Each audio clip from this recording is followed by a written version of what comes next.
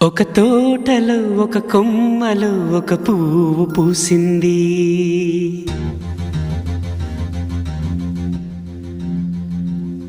మహారాణిలా మహాలక్ష్మిలా ఆ పువ్వు నవ్వింది.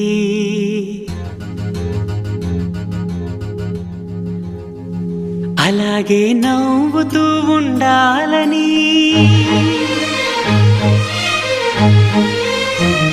అలాగే నవ్వుతూ ఉండాలని నింగి నేల వాగు వంక చెట్టు చేమ గువగూడు ఆశీర్వదించాయి.